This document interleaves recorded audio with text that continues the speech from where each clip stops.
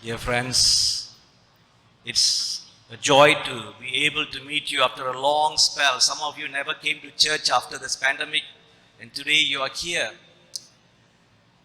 And the first week of Advent speaks about stay awake.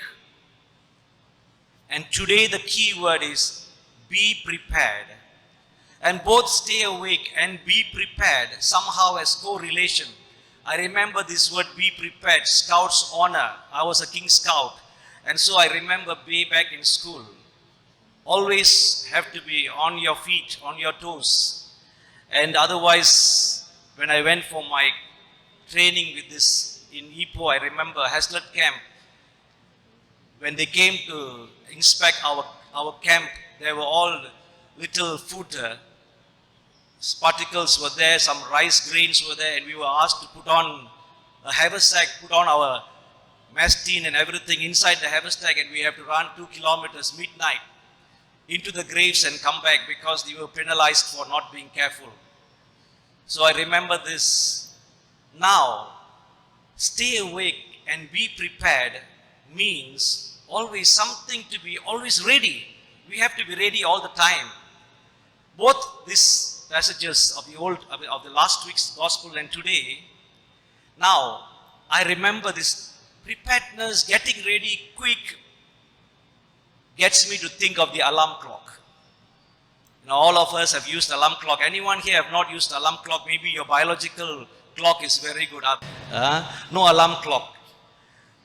And this alarm clock plays a very important aspect in our lives.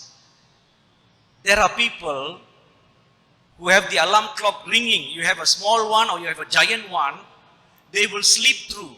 How loud the bell rings, they will sleep through. Someone pointing finger at somebody else.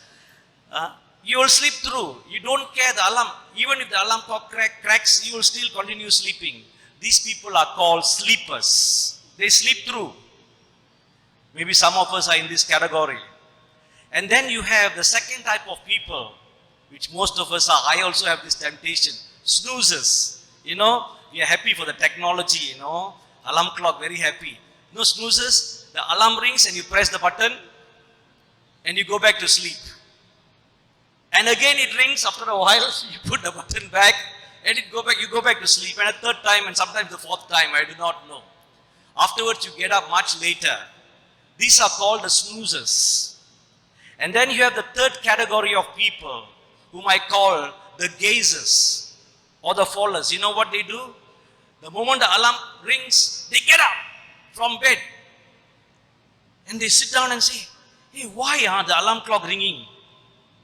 What am I doing? Should I need the alarm clock? No need lah. They go back to sleep. These are the gazers. They look up, daydreaming. And the fourth category of people are the wakers. The moment the alarm goes, they are up and about with the rest of the day. Now this story, these four types of category of people can also be translated into our spiritual life. The first category of people are sleepers. You are all leaders. You cannot be sleepers. You cannot sleep through life. You cannot live a mundane life.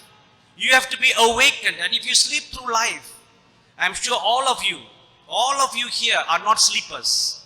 Because even if you don't pray, you have to attend to the needs of your family. You have to go to work. You have to do something and you get up. So probably all of us are not sleepers. We get up. With the alarm clock or without the alarm clock, we get up. Now, the second category of people are the snoozers.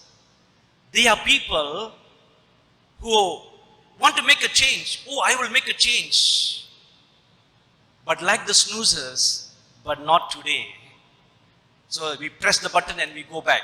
We don't want to change, not today. So we press the button and we go back to sleep. And some of us could be in this category of people.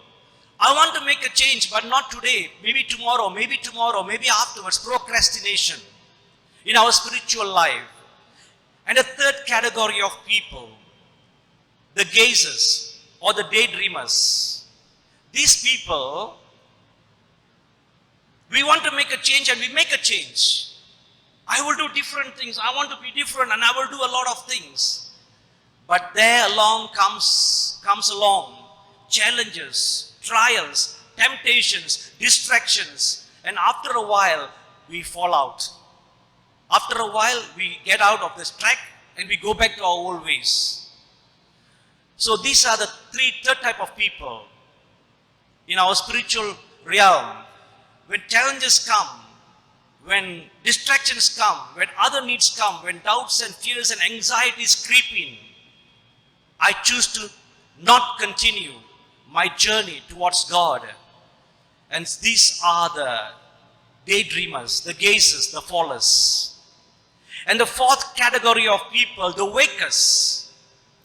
Wakers, meaning they get up, they look up. You wake up and you look up. Why look up? You don't look down, you look up. Because if you are prepared, you have to look ahead. If you are awake, you have to look ahead. And when you look up, meaning focused, you have to be focused. And focus in the year 1635 to 45, the word in Latin, etymology in Latin means fireplace. You know, in the winter, you see in European homes, some of your homes also may have, the fireplace. In this fireplace, they keep themselves warm. But after post-classical times, this word fireplace became fire itself. And so what is this meaning of fire? When you get up and you look up, you are on fire. You are on fire. You are ablaze with the power of the Holy Spirit. And so when you get up, if you are the waker, you are empowered with the power of the Holy Spirit. And this etymology of this word, focus, means fire. And so, dear sisters and brothers, how fired are you up? You see, many people or many events will come and try to put the fire out of our lives, including COVID-19.